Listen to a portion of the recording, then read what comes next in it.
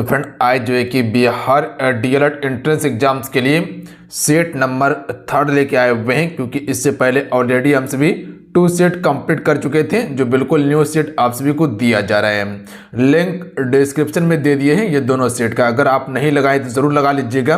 बिल्कुल exam pattern पर इसमें PYQ और प्लस में न्यू क्वेश्चन आपको ऐड करके दिया जाता है, तो आप सभी इस सेट को पर डे जरूर लगाइए, मिस मत कीजिएगा, क्योंकि प्रश्न यहां से पेपर में आपको देखने के लिए मिलेगा और जो भी एक्स्ट्रा फैक्ट बनता है वो सारा फैक्ट हम कंप्लीट करवाते हैं। तो बिल्कुल ध्यानपूर्वक सेशन को आप सभी कवर कीजिएगा। तो चलिए शुरू करते हैं। सभी एक बार सेशन को लाइक करके शेयर कर दीजिएगा। जो भी चैनल पे पहली बार आए चलो को जरूर सब्सक्राइब करने घंटे को प्रेस कर लीजिएगा, ताकि जब भी क्लास हो नोटिफिकेशन आप सभी को प्राप्त हो जाए। आज का फर्स्ट क्वेश्चन देखिए कि बिहार का कितना प्रतिशत क्षेत्र वनों से आच्छादित है। हम आपको कई बार बोले हैं कि बिहार जीके आप जरूर पढ़ लीजिएगा, यह प्रश्न आपका बिहार डीएलएड में पूछा गया है। तो right answer option number D हो जाएगा, 7.84% होगा। ध्यान दीजिएगा, और ये 2021 वन रिपोर्ट के अनुसार है, याद रखिएगा। अच्छा, अगर क्वेश्चन पूछा जाए आप सभी से कि पर्यावरण की दृष्टि से कितना प्रतिशत वन होना चाहिए, तो याद रखिएगा 33% वन होना चाहिए। यानी कि कह सकते हैं कि भारत का अगर क्षेत्रफल 32,87,263 वर्ग किलोमीटर है, तो उतने क्षेत्रफल में कम से कम 33% पर वन होना चाहिए, तभी वो पर्यावरण दृष्टि से सही माना जाएगा। तो याद रखिएगा आप सभी। जैसे मान लीजिए कि बिहार का क्षेत्रफल कितना है, 94,163 वर्ग किलोमीटर है, तो इसका कम से कम 33% वन होना चाहिए बिहार में, याद रखिएगा आप सभी। तो ऑप्शन नंबर कितना हो जाएगा, डी करेक्ट आंसर होगा, 7.84% है।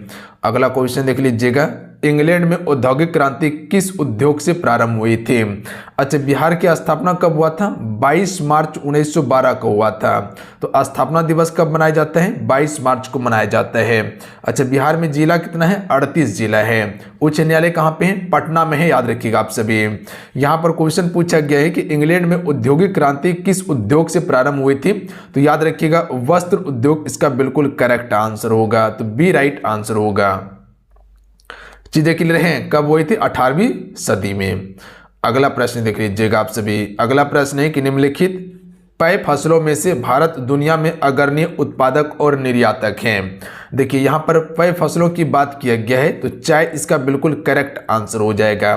देखिए पूरे विश्व में चाय उत्पादन की बात किया जाए तो भारत जो है दूसरे नंबर पे है और सबसे बड़ा निर्यातक भी माना जाता है। अच्छा, पहला नंबर पे कौन है, तो चीन बिल्कुल करेक्ट आंसर होगा, याद रखिएगा। यहाँ तो ये क्वेश्चन पूछा गया, अगर आपसे से क्वेश्चन पूछा जाए कि भारत में सबसे अधिक चाय का उत्पादन जो करता है वो कौन सा राज्य करता है, तो असम हो जाएगा, याद रखिएगा आप सभी। असम का गुवाहाटी चाय के उत्पादन के लिए प्रसिद्ध है। बट सबसे अच्छा किस्म की चाय के उत्पादन की बात किया जाए तो वो पश्चिम बंगाल का दार्जिलिंग में किया जाता है, तो याद रखिएगा आप सभी। अच्छा, कॉफी का सबसे ज्यादा उत्पादन कौन करता है, कर्नाटक करता है। दाल का सबसे ज्यादा उत्पादन मध्य प्रदेश करता है, याद रखिएगा आप सभी।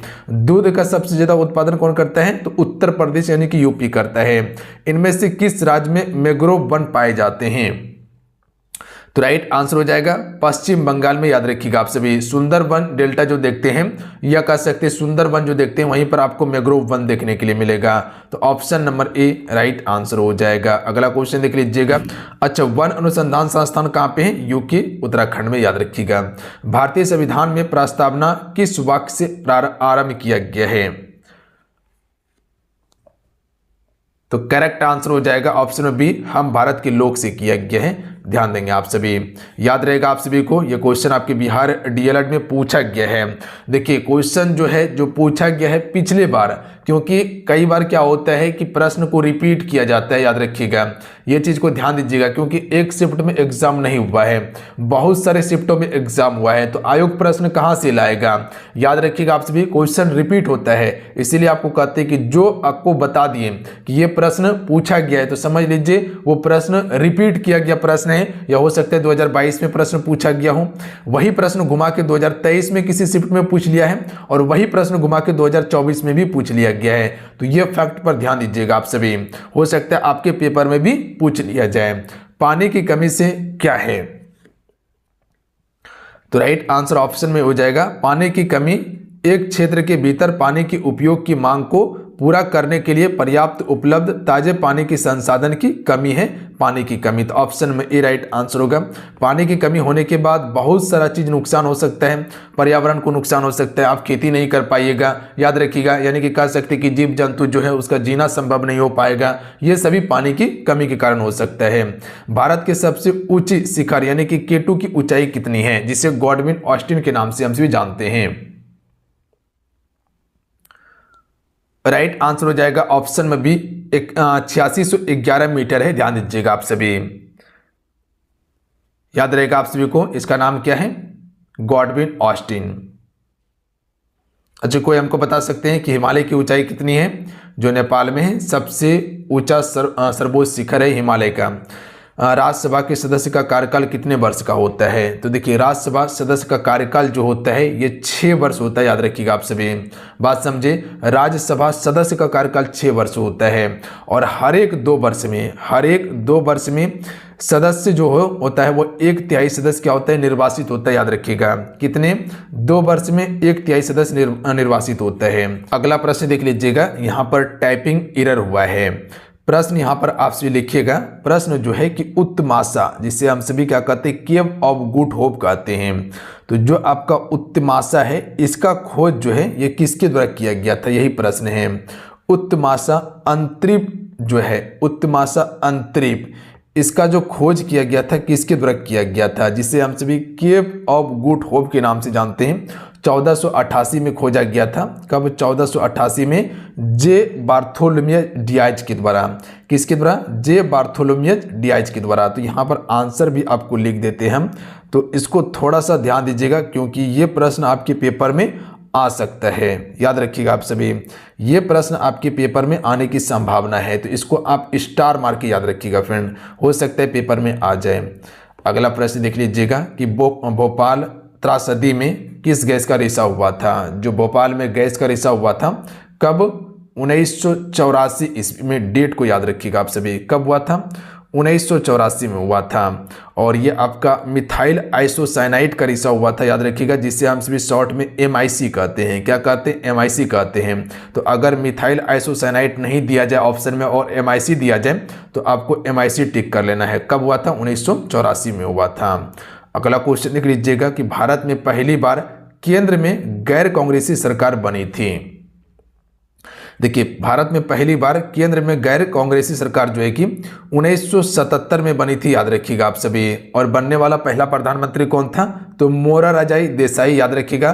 पहली आपका गैर कांग्रेसी सरकार थी, जनता पार्टी की सरकार थी, तो ऑप्शन में बी करेक्ट आंसर हो जाएगा। इससे पहले जितने भी थे वो कांग्रेस का सरकार हुआ करते थे, बट बीच में आपका जनता पार्टी की सरकार घुस गई थी। पृथ्वी के अक्ष के सिरों को क्या कहते हैं हम सभी, तो इसे ध्रुव कहा जाता है। जैसे कि पूरा पृथ्वी का अगर ग्लोब देखिएगा, ये आपका उत्तरी ध्रुव है जो 90 डिग्री है उत्तरी अक्षांश, और ये आपका क्या है, दक्षिणी ध्रुव है जो 90 डिग्री है। और इसे हमसे भूमध्य रेखा और इसे हमसे देशांतर रेखा, देशांतर रेखा से समय का निर्धारण होता है, और जो आप सभी अक्षांश देखते हैं या भूमध्य रेखा देखते हैं या विषुवत रेखा देखते हैं, इससे आपका मौसम का पता चलता है, याद रखिएगा आप सभी। चीजें क्लियर हैं, तो इसे हमसे ध्रुव के नाम से जानते हैं। अगला क्वेश्चन देख लीजिएगा कि न्यू डील को किस अमेरिकी राष्ट्रपति ने लागू किया था। यह प्रश्न ऑलरेडी पूछा गया है पेपर में आपका, तो रूजवेल्ट इसका बिल्कुल करेक्ट आंसर हो जाएगा, याद रखिएगा आप सभी। और ये लागू कब हुआ था, डेट को याद रखिएगा, 1933। तो ये पूछा जा सकता है आपके पेपर में, याद रखिएगा। अगला प्रश्न है कि लोकसभा का कार्यकाल जो होता है ये कितने वर्ष का होता है। देखिए, लोकसभा जो होता है इसे भंग किया जा सकता है, याद रखिएगा आप सभी, और हर एक 5 वर्ष में लोकसभा भंग होता है, उसके बाद जो है कि फिर चुनाव होता है, याद रखिएगा आप सभी। तो ऑप्शन नंबर क्या हो जाएगा, बी करेक्ट आंसर होगा कि लोकसभा का कार्यकाल कितने वर्ष का होता है, 5 वर्ष का होता है। देखिए, यहां से समझिएगा, एक लोकसभा होता है, अगर यहां से कोई भी PM यानी कि प्रधानमंत्री बनता है तो इसके लिए कार्यकाल 5 वर्ष रखा गया है, और यहां से जो PM बनता है इसके लिए कम से कम उम्र 25 वर्ष रखा गया है। चीजें क्लियर हैं। अगर वहीं राज्यसभा की बात किया जाए, जो राज्यसभा होता है इसे हम सिर्फ उच्च सदन कहते हैं, और यहाँ से कोई भी पीएम यानी कि प्रधानमंत्री बनते हैं तो इसका कार्यकाल 6 वर्ष का होता है, और यहाँ से जो पीएम बनेगा उसके लिए कम से कम मिनिमम उम्र 30 वर्ष होना चाहिए। तो ये फैक्ट पर ध्यान दीजिएगा आप सभी। इतना चीज़ें क्लियर हैं। लोकसभा को हम भंग कर सकते हैं, राज्यसभा को नहीं कर सकते हैं। राज्यसभा को हम सभी उच्च सदन कहते हैं, बूढ़ों का सदन कहते हैं, याद रखिएगा आप सभी। जबकि लोकसभा को हम सभी निम्न सदन कहते हैं और जनता का सदन कहा जाता है। चीज़ें क्लियर हैं। अगला प्रश्न देख लीजिएगा, मतदाता सूची का परिशोधन कितने वर्ष में होता है? तो देखिए, मतदाता सूची जो है हर एक 5 वर्ष में ही संशोधन होता है, और उसके बाद जैसे कह सकते हैं कि लोकसभा का चुनाव होने वाला होता है तो उसी समय मतदाता सूची जो है कि संशोधन किया जाता है। तो option number C right answer होगा। और मतदाता सूची में संशोधन करने का कार्य किसका होता है? निर्वाचन आयोग का होता है। अच्छा, निर्वाचन आयोग का जो कह सकते हैं कि जो मुख्य अध्यक्ष होता है उसकी नियुक्ति कौन करता है? राष्ट्रपति करता है। जैसे कि सर्वोच्च न्यायालय का जो मुख्य न्यायाधीश देखते हैं उसका भी नियुक्ति राष्ट्रपति करता है। कैग जो देखते हैं आप सभी उसका भी नियुक्ति राष्ट्रपति करता है। जैसे कि संघ लोक सेवा आयोग का जो अध्यक्ष होता है उसका भी नियुक्ति राष्ट्रपति ही करता है। तो याद रखिएगा आप सभी। अगला प्रश्न है कि राष्ट्र संघ ने किस देश को आइलैंड रीफ समूह से सम्मानित किया है? तो राइट आंसर हो जाएगा फिनलैंड। ध्यान दीजिएगा आप सभी। Option number C correct answer होगा।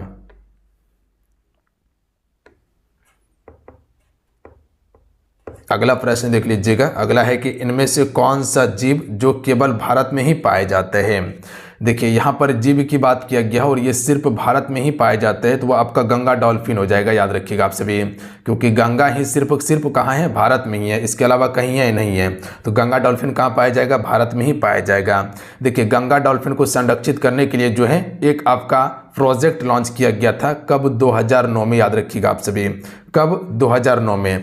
अच्छा, देखिए यहाँ से क्या क्या प्रश्न आप सभी से पूछा जा सकता है। जैसे कि अभी आपको हम प्रोजेक्ट के बारे में बताएं। अगर पूछा जाए कि प्रोजेक्ट टाइगर कब आया था, क्या आपको बताएं हम कि अगर क्वेश्चन पूछा जाए कि प्रोजेक्ट टाइगर जो है ये कब लॉन्च किया गया था, तो याद रखिएगा 1973 ईस्वी में। कब आया था? 1973 में क्वेश्चन पूछा गया है। हो सकता है प्रश्न रिपीट हो जाए। यहीं से अगर पूछा जाए प्रोजेक्ट एलिफेंट के बारे में, प्रोजेक्ट अगर एलिफेंट के बारे में पूछा जाए कि ये कब आया था, तो याद रखिएगा 1992 में प्रोजेक्ट एलिफेंट आया था। याद रखेंगे आप सभी। अगर क्वेश्चन पूछा जाए कि हांगुल परियोजना जैसे प्रमुख परियोजना ही था, जैसे कि हाथी परियोजना हो गया या टाइगर परियोजना हो गया, उसी प्रकार से हांगुल परियोजना ये कब आया था? 1970 में आया था। अगर वही पूछा जाए गेंडा परियोजना जो है ये कब आया था, तो गेंडा परियोजना आपका 1987 में आया था। याद रखिएगा आप सभी। अगर गिद्ध संरक्षण परियोजना की बात किया जाए, क्योंकि आपको पता है कि गिद्ध धीरे धीरे भारत से क्या हो गया? लुप्त हो गया है, कहीं कहीं देखने के लिए मिलता है। तो इसको संरक्षित करने के लिए परियोजना कब लॉन्च किया गया था? 2006 में लॉन्च किया गया था। और हिम तेंदुआ परियोजना कब आया था? हिम तेंदुआ परियोजना की बात किया जाए तो ये आपका आया था 2009 ईस्वी में। याद रखिएगा आप सभी। और गंगा संरक्षण के लिए भी 2009 में परियोजना चलाया गया था। तो इतना फैक्ट को जरूर याद रखिएगा, हो सकता है प्रश्न पेपर में आ जाए। बिरसा मुंडा ने ईसाई मशीनरियों पर कब हमला किया था?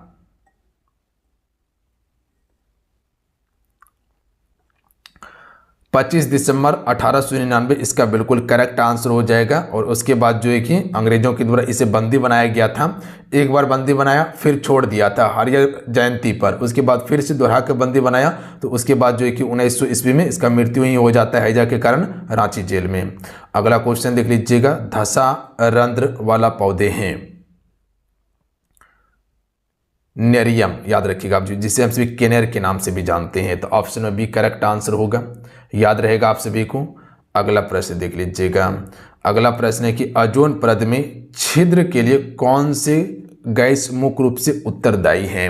देखिए, जो सूर्य से पराबैंगनी किरण आता है, आप सभी को पता होगा काफ़ी ज़्यादा खतरनाक किरण होता है। अगर वो आपके शरीर पे पड़ जाए तो आपको चर्म रोग होने की संभावना हो जाता है। तो उससे बचाता कौन है? ओजोन परत ही बचाता है। और कहा जा रहा है कि जो आपका अंटार्कटिका है, जहाँ पर सिर्फ बर्फ ही बर्फ है, वहाँ पर जो है कि देखा गया था कि ओजोन परत में छिद्र हुआ है, हालांकि अभी बंद हो गया है। तो याद रखिएगा, ये क्लोरोफ्लोरोकार्बन के कारण होता है, जिसे हम सभी शॉर्ट में CFC के नाम से जानते हैं। तो ये फैक्ट पर ध्यान दीजिएगा, आप सभी शॉर्ट में क्या कहते हैं? CFC कहते हैं। चीज़ें क्लियर हैं? अगला क्वेश्चन देख लीजिएगा।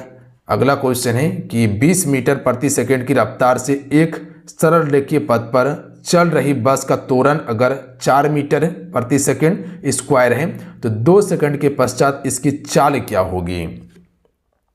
कोई बता सकते हैं इस क्वेश्चन का राइट आंसर क्या हो जाएगा? यहाँ पर हमसे चाल पूछा गया है, यानी कि यहाँ पर अंतिम वेग की यहाँ पर बात किया गया है। अच्छा, यहाँ सबसे पहले आपको गति का समीकरण पता होना चाहिए। अगर अंतिम वेग निकालना है तो क्या होता है? v बराबर होता है u माइनस AT होता है। क्या होता है? v बराबर u माइनस AT होता है। तो यहाँ पर हमको v का मान निकालना है। u का मान कितना दिया हुआ है? 20 मीटर प्रति सेकंड दिया हुआ है। त्वरण मेरे पास कितना है? 4 है। और समय कितना दिया हुआ है? टाइम कितना दिया हुआ है? तो टाइम आपके पास 2 सेकंड का दिया हुआ है। तो अब इसको मल्टीप्लाई कीजिए, 4 दूनी 8 हो जाएगा और इधर आपका प्लस यहाँ 20 हो जाएगा। तो 20 प्लस 8 कितना हो जाएगा? 28 हो जाएगा। 20 प्लस 8 कितना हो जाएगा? 28। तो 28 मीटर प्रति सेकंड इसका बिल्कुल करेक्ट आंसर होगा। चीज़ें क्लियर हैं? अगला क्वेश्चन है कि चिपको आंदोलन के नेता कौन थे? देखिए, चिपको आंदोलन जो शुरू हुआ था वह आपका 1973 में शुरू हुआ था और ये आपका वन संरक्षण से संबंधित आंदोलन था। जो वनों की कटाई हो रहा था उसके बचाव के लिए जो है कि चिपको आंदोलन शुरू किया गया था और इसके प्रमुख नेता था सुंदरलाल बहुगुणा, याद रखिएगा। अच्छा, ये आंदोलन शुरुआत कहाँ से हुआ था? यूके यानी कि उत्तराखंड से हुआ था। जैसे कि जहाँ पर पेड़ कटते दिखता था तो वहाँ क्या होता था? पेड़ से चिपक जाता था आदमी सब। अगला प्रश्न देखिए, समझिएगा क्वेश्चन को क्या कहना चाह रहा है कि एक वस्तु पानी में तैरता है परंतु नारियल तेल में वो डूब जाता है, तो वस्तु का घनत्व क्या होगा? देखिए, अगर पानी की बात किया जाए तो पानी में एक वस्तु तैर रहा है पर नारियल तेल में वो डूब जाता है। इसका कारण क्या हो सकता है? तो कल के सेशन में आपको घनत्व के बारे में हम आपको बताए थे। याद रखिएगा, जिसका घनत्व ज़्यादा रहेगा वो ऑटोमेटिक उसमें डूब जाएगा। जैसे कि लोहा का घनत्व पानी से अधिक होता है तो लोहा ऑटोमेटिक उसमें डूबेगा, याद रखिएगा। जैसे कि पारा का घनत्व जो है लोहा से अधिक होता है तो लोहा पारे पर तैरेगा। तो इसका करेक्ट आंसर क्या हो जाएगा? C, A और B दोनों सत्य होगा कि तेल के घनत्व से ज़्यादा होता है, हो सकता है वस्तु का घनत्व होगा जिसके कारण से तेल में डूब रहा है, और पानी से कम होगा जिसके कारण से वो उस पर तैर रहा है। चीज़ें क्लियर हैं? अगला क्वेश्चन देख लीजिएगा। निम्नलिखित में से किसे अंदर लिया जाए तो अंधापन आ सकता है? तो राइट आंसर ऑप्शन में भी हो जाएगा CH3OH, इसका बिल्कुल करेक्ट आंसर हो जाएगा। ये किसका सूत्र है? तो मेथनॉल का सूत्र है, याद रखिएगा आप सभी। किसका है? मेथनॉल, इसका बिल्कुल करेक्ट आंसर हो जाएगा।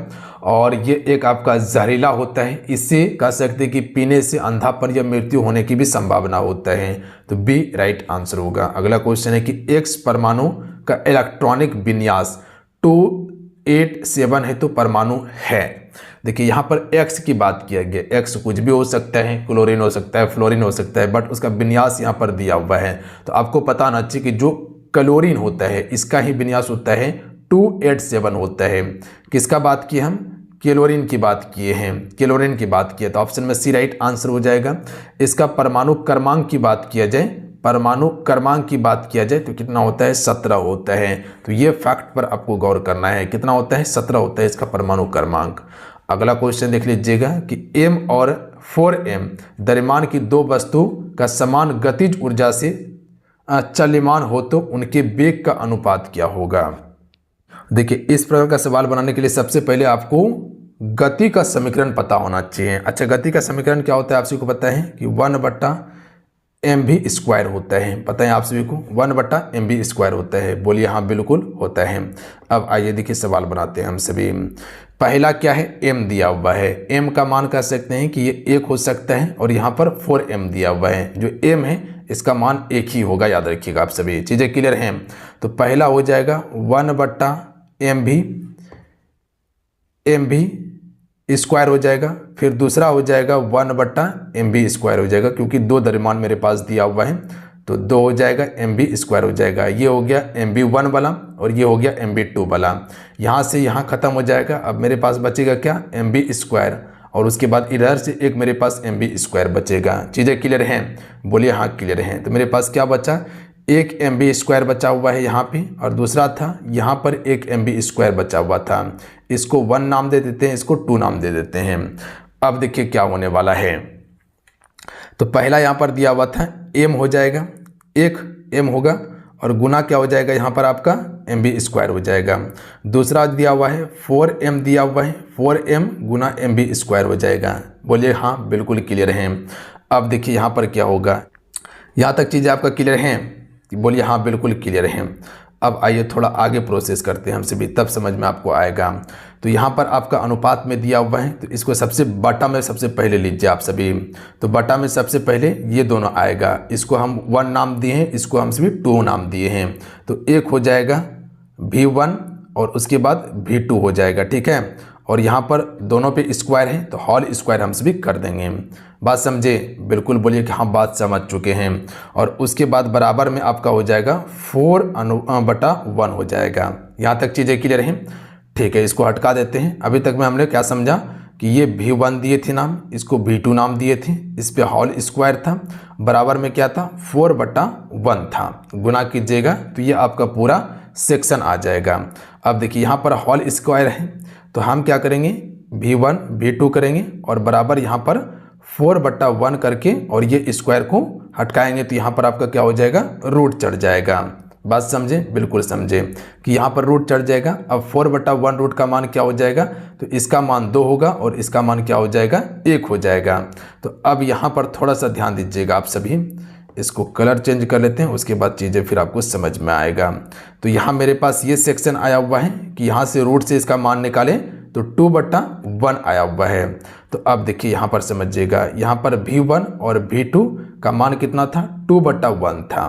तो अब देखिए v1 का जो मान हो जाएगा, v1 अनुपात v2 अगर कीजिएगा तो इसका अनुपात हो जाएगा 2:1 होगा। तो 2:1 कहीं दिखाई दे रहा है, ऑप्शन नंबर सी में दिखाई दे रहा है। तो ऑप्शन नंबर सी इसका बिल्कुल करेक्ट आंसर होगा, आराम से बना सकते थे। अगला क्वेश्चन देखिए, विद्युत का अच्छा चालक है। देखिए चांदी जो होता है विद्युत का अच्छा चालक होता है। हालांकि चांदी महंगा होने के कारण इसका उपयोग नहीं किया जाता है, इसके जगह पर हम सभी तांबा का उपयोग करते हैं, कॉपर का उपयोग करते हैं। ज़्यादातर बिजली का जो तार देखिएगा वो कॉपर का बना होता है। निम्नलिखित में से किसे जीवित जीवाणुओं के अंतर्गत वर्गीकृत किया गया है? राइट आंसर हो जाएगा साइकस को याद रखिएगा, ऑप्शन में बी राइट आंसर हो जाएगा। ये जिम्नोस्पर्म वर्ग का पौधा होता है साइकस, तो ऑप्शन में बी राइट आंसर होगा, याद रखिएगा। अगला क्वेश्चन देख लीजिएगा। अगला क्वेश्चन है कि पौधे के नस्लों में सुधार करने के लिए सक्षम उत्पन्न करते हैं। तो देखिए पौधों की नस्लों में सुधार करने के लिए जो आपका लक्ष्य उत्पन्न करते हैं, सॉरी लक्ष्य यहाँ पर है, तो लक्ष्य जो उत्पन्न करते हैं ये सभी हो जाएगा। रोग मुक्त प्रजाति होगा, अधिक उपज देने वाली किस्म हो जाएगा या प्रजाति हो जाएगा, शोध प्रयोग हेतु होने वाली प्रजाति हो जाएगा। चालक का प्रतिरोध निर्भर करता है, सॉरी निर्भर नहीं करता। तो राइट आंसर ऑप्शन में हो जाएगा, चालक में प्रभावित विद्युत धारा पर निर्भर नहीं करता है चालक का प्रतिरोध, जबकि चालक की लंबाई पर करता है, चालक के अनुप्रस्थ काट के क्षेत्र पर करता है और चालक के तापमान पर करता है। तो ये सभी पे करता है, जबकि चालक में प्रभावित विद्युत धारा पर नहीं करता। तो ऑप्शन में डी राइट आंसर हो जाएगा। अगला प्रश्न देख लीजिएगा कि चंद्रमा की सतह पर कदम रखने वाला प्रथम व्यक्ति, मोस्ट इंपॉर्टेंट प्रश्न है। चंद्रमा की सतह पर कदम रखने वाला पहला व्यक्ति कौन था? नील आर्मस्ट्रांग था, याद रखिएगा आप सभी। कौन था? Neil Armstrong. अच्छा, कब ये चंद्रमा पर कदम रखा था? 1969 में रखा था। अच्छा, उसका नाम क्या था जिसके तहत कह सकते कि जिस अंतरिक्ष यान के तहत वो चंद्रमा पर पहुंचा था? अपोलो 11 नाम था, याद रखिएगा आप सभी। क्या नाम था? अपोलो 11 नाम था। इसी के द्वारा जो है कि ये चंद्रमा पर सबसे पहले कदम रखा था 1969 में। अगला क्वेश्चन देख लीजिएगा, डैश तापमान पर बर्फ का वाष्पीकरण होता है? क्वथनांक के नीचे होगा, याद रखिएगा, यानी कि 0 डिग्री से नीचे इसका बिल्कुल करेक्ट आंसर होगा। तो यहाँ क्वथनांक से नीचे होगा, ऑप्शन नंबर डी, क्वथनांक से नीचे। अगला क्वेश्चन देख लीजिएगा। क्वेश्चन है कि क्लोरोप्लास्ट थाइलाकोइड्स किस रूप में होते हैं? स्टैकेड डिस्क इसका बिल्कुल करेक्ट आंसर होगा, याद रखिएगा आप सभी। अगला है कि गड़े मुर्दे उखाड़ना मुहावरे का अर्थ क्या होता है? तो दबी हुई बात को फिर से उभारना, याद रखिएगा। ऑप्शन में डी राइट आंसर होगा, मुहावरा का प्रश्न था। अगला है कि इनमें से कौन सा वाक्य अशुद्ध है? राइट आंसर ऑप्शन में डी हो जाएगा, जब विद्यालय पहुंचा ही नहीं तो पढ़ा। ये अशुद्ध वाक्य हैं, याद रखिएगा आप सभी। क्या है? ये आपका बिल्कुल अशुद्ध है। बाकी बात जितने जो देख रहे हैं वो सभी आपका शुद्ध होगा। इसमें आपका व्याकरण संबंधित अशुद्धि है, जैसे कि उसने अपने देश के लिए बलिदान दिया, ये बिल्कुल सही है। इन दोनों में सही अंतर है, ये भी सही है। मुझे दरवाजा जाना है, ये भी आपका सही है।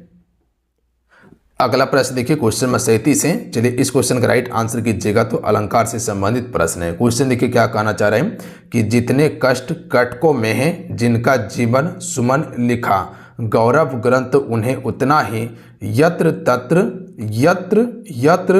तत्र सर्वत्र मिला। इसमें कौन सा अलंकार है? तो यहाँ पर आपका रूपक अलंकार ही होगा, याद रखिएगा। डायरेक्ट प्रश्न को याद कर जाइए, हुबहू छपने की संभावना है। निम्नलिखित में से भाववाच्य का उदाहरण है। भाववाच्य का उदाहरण इनमें से कौन सा है? लड़का खाता है, भाववाच्य नहीं। सीता नाचती है, भाववाच्य नहीं। मैं पत्र लिखता हूँ, भाववाच्य नहीं होगा, याद रखिएगा आप सभी। लड़का खाता है, यहाँ तो काम करने की बात किया गया है। भाववाच्य में क्या होता है? कोई भी चीज़ का भाव प्रकट होता हो, जैसे कि हमसे खेला नहीं जाएगा, हमसे दौड़ा नहीं जाएगा, यहाँ पर उसकी भाव की बात किया जा रहा है। तो जैसे थोड़ी देर सो लिया, ये भी क्या है? एक भाव ही है कि थोड़ी देर सो लिया। तो ये भाववाचक का उदाहरण है। तो option number C right answer होगा। पाई अपूर्व स्थिरता मृदु वायु ना भी मानो अंचल विमोहित हो बनी थी। इस पंक्ति में कौन सा अलंकार है? देखिए अलंकार का वेटेज अच्छा खासा है, तो थोड़ा सा ध्यान देना होगा अलंकार पे आप सभी को।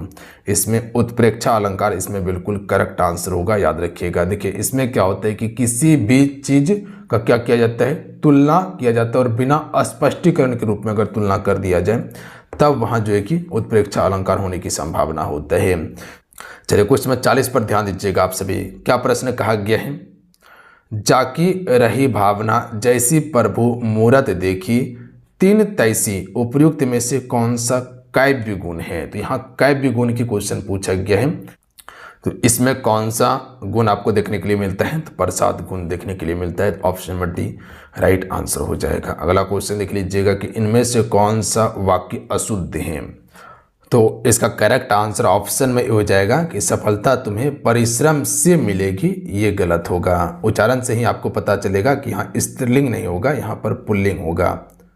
मिलेगा सही होता कि सफलता तुम्हें परिश्रम से मिलेगा। बाकी बात ये सभी आपका बिल्कुल शुद्ध है। अगला क्वेश्चन देख लीजिएगा कि किस अलंकार में एक ही शब्द अनेक अर्थों का बोध कराता है? तो किस अलंकार में एक ही शब्द का अलग अलग अर्थ होता है? तो यमक अलंकार में होता है, याद रखिएगा आप सभी। ध्यान दीजिएगा आप सभी, एक ही शब्द का अलग अलग अर्थ। जैसे कहते हैं कि कनक,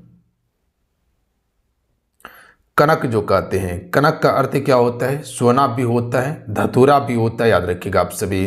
तो एक ही शब्द है पर अर्थ क्या है इसका? अलग अलग है। तो ध्यान दीजिएगा ये यमक अलंकार में होता है। जब से है आंख लगी तब से ना आंख लगी, इसमें कौन सा अलंकार है?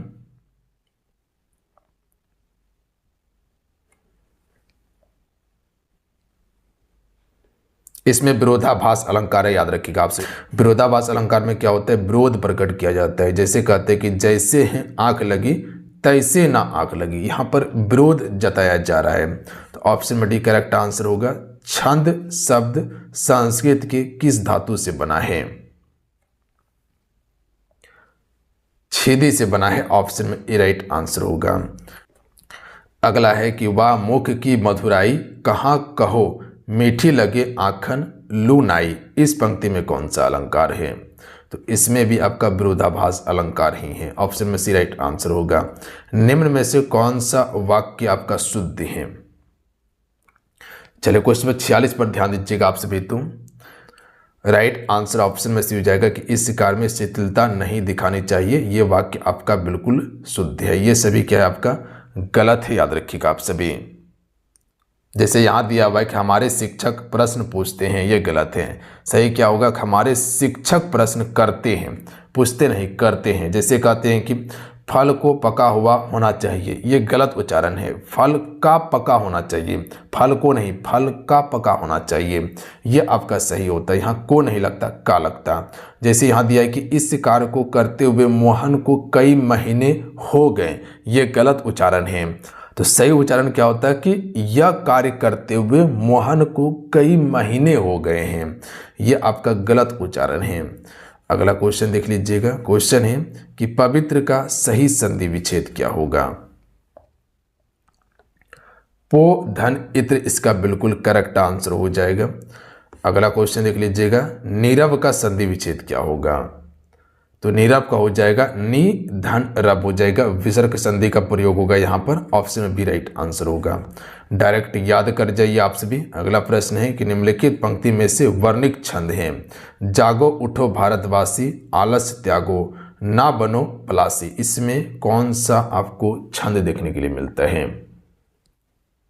इंद्रवर्जा इसका बिल्कुल करेक्ट आंसर होगा, याद रखिएगा आप सभी। इंद्रवर्जा वर्णिक छंद है इसमें। अगला क्वेश्चन देख लीजिएगा। कुंभकर्ण निद्रा सोने वाले को स्वान निद्रा सोने वाला कहा गया है, इसमें कौन सा शब्द शक्ति है। कुंभकर्ण निद्रा सोने वालों को स्वान निद्रा सोने वाला कहा गया है, इसमें कौन सा शब्द शक्ति है। तो इसमें आपका व्यंजनार्थक बिल्कुल करेक्ट आंसर होगा, याद रखिएगा व्यंजनार्थक शब्द शक्ति है इसमें। पुरातन का विलोम क्या होगा। तो पुरातन का हो जाएगा नवीन होगा, याद रखिएगा पुरातन का नवीन होता है। तत्पुरुष समास के कितने भेद होते हैं। तो देखिए जितने भी आपका कारक विभक्ति है वो सभी तत्पुरुष समास के अंतर्गत आते हैं, बट कारक का 8 भेद होता है, बट तत्पुरुष समास का 6 भेद होता है, याद रखिएगा आप सभी 6 भेद होता है तत्पुरुष समास का। जैसे कहते हैं कि क्रम तत्पुरुष होता है, करण तत्पुरुष होता है, संप्रदान तत्पुरुष हो जाता है, अपदान तत्पुरुष, संबंध तत्पुरुष और उसके बाद अधिकरण तत्पुरुष होता है। तो कुल 6 तत्पुरुष का भेद है। अब आइए आपके लिए एक प्रश्न है जिसका आंसर आपको नीचे कमेंट करके बताना है कि निम्न में से कौन सा वाक्य शुद्ध है। 4 ऑप्शन आपके स्क्रीन पे हैं, 4 ऑप्शन में आपको अपना आंसर नीचे कमेंट करके बताना है। तो चलिए आज कितना ही, आज की सेशन में कुल हम सभी 52 प्रश्न कंप्लीट किए हैं, जिसमें आपका साइंस जीके का सेक्शन यानी कि सामाजिक विज्ञान का और उसके बाद हिंदी का सेक्शन को कंप्लीट किया गया था। इसमें प्रीवियस ईयर का क्वेश्चन कुछ लिया गया था और बहुत सारा न्यू क्वेश्चन इसमें ऐड किया गया था। सारे प्रश्न इंपॉर्टेंट हैं, जो भी एक्स्ट्रा फैक्ट बन सकता था प्रश्न से संबंधित वो सारा हम कंप्लीट करवाएं आप सभी को। अगर आज के सेशन अच्छा लगा हो, हेल्पफुल लगा तो सेशन को लाइक करके आप सभी शेयर अपने दोस्तों में ज़रूर कर दीजिएगा। जो भी चैनल पर पहली बार आए चैनल को जरूर सब्सक्राइब करने पर घंटी को प्रेस कर लीजिएगा, ताकि जब भी क्लास हो नोटिफिकेशन आप सभी को प्राप्त हो सके। आप सभी टेलीग्राम ग्रुप को ज्वाइन कर लीजिएगा और आप सभी के लिए स्पेशल हम एक न्यू चैनल बनाए हैं, न्यू यानी कि नया चैनल है, जाके उसको ज्वाइन ज़रूर कर लीजिएगा, सब्सक्राइब उसको करके रख लीजिएगा। वहाँ पर इंपॉर्टेंट क्लास आपका शुरू होने वाला है। लिंक डिस्क्रिप्शन में प्लस में कमेंट बॉक्स में पिन कर दिए, तो ज़रूर उसको आप सभी ज्वाइन कर लीजिए। ठीक है। जय हिंद, वंदे मातरम।